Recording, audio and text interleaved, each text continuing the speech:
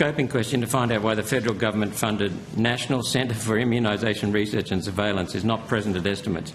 They bill themselves as Australia's leading immunisation organisation, who provides expert evidence on vaccine-preventable diseases and all aspects of immunisation to inform policy and planning in Australia and our region. Why aren't they here at estimates?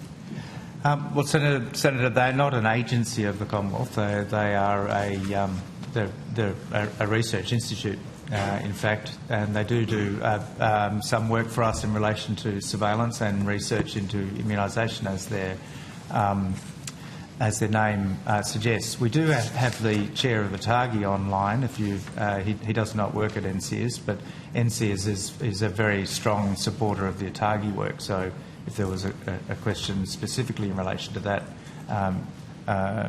Well, I understand the chair of NCIRS is also the chair of your advisory committee on vaccines, which recommends vaccines to the government. Is that correct? That's a matter for the TGA. I think she is on that committee. Do you know, Tony? That's correct, Senator. Thank you. A program within the NCIRS is AusVac Safety, one word, AusVac Safety, which monitors safety signals, meaning adverse events from vaccinations, through their body called the Adverse Events Following Immunisation Clinical Assessment Network. How do you get up with all these acronyms? So here we have an organisation which, by their own About Us website, is Australia's premier vaccine sales advocate, the NCIRS, in charge of recommending if the federal government should add more vaccines to the schedule. That same organisation also monitors for adverse events from the vaccines it promotes. Minister, does that sound like a suitable arrangement to you? Sorry, Senator Roberts, you'll just have to repeat that. We have an organisation... Is this a target? No. NCIRS, in charge of recommending if the federal government should add more vaccines to the schedule, and that same organisation also monitors for adverse events for the from the vaccines it promotes. Yeah.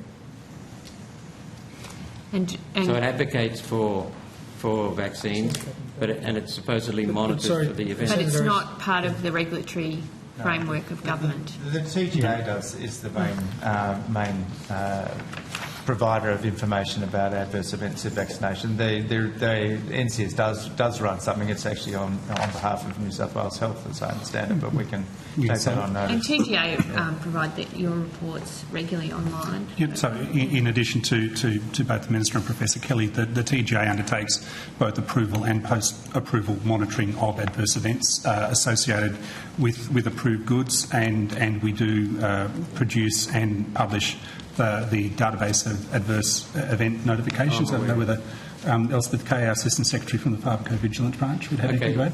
Let's get on to my interest here is possible conflicts of interest. Minister, you had the same person, Professor McCartney, as chair of all these bodies, the ones I went through before that question.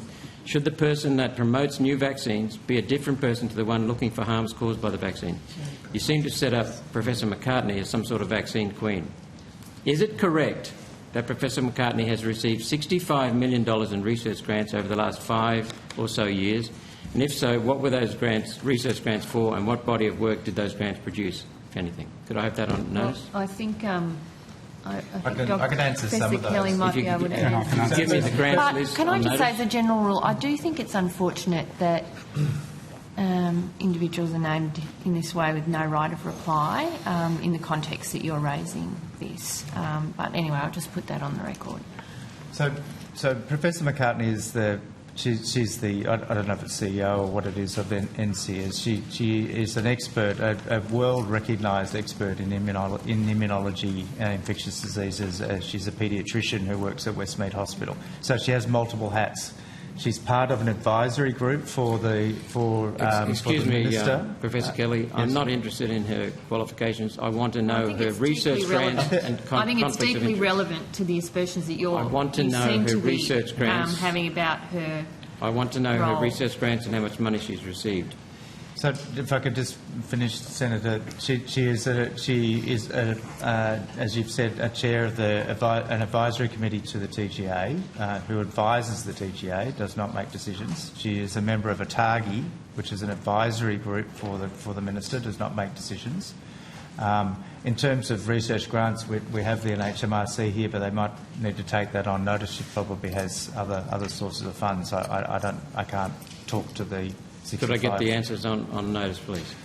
We can take that on notice, yes. Can I just add I want a list of to Professor Kelly's... $65 million in research grants over the last 5 years or I think that so. information would be publicly available. So I think if you seem to be able to do a fair bit of research on her. I'm sure We you haven't can do the finished. same on, if there are NH and NMRC grants, they'll be all available publicly. And I just would add to Professor Kelly's, because I'm taking the imputation that the funding somehow does lead to a conflict. The two elements No, that you it's raised, not only the funding, it's Sorry, Senator Roberts, the you do chairmanship. need to let the witnesses finish their sentences. the two elements that you raised, one is that Professor McCartney decides which vaccines are added, as Professor Kelly's indicated. Her role is as the chair of an advisory committee with the NHMRC that advises the delegate to make those determinations, and that her role is to identify the harms that derive from these vaccines. That is the role of the pharmacovigilance function within the TGA. Senator you. Roberts, I do need to share the call around just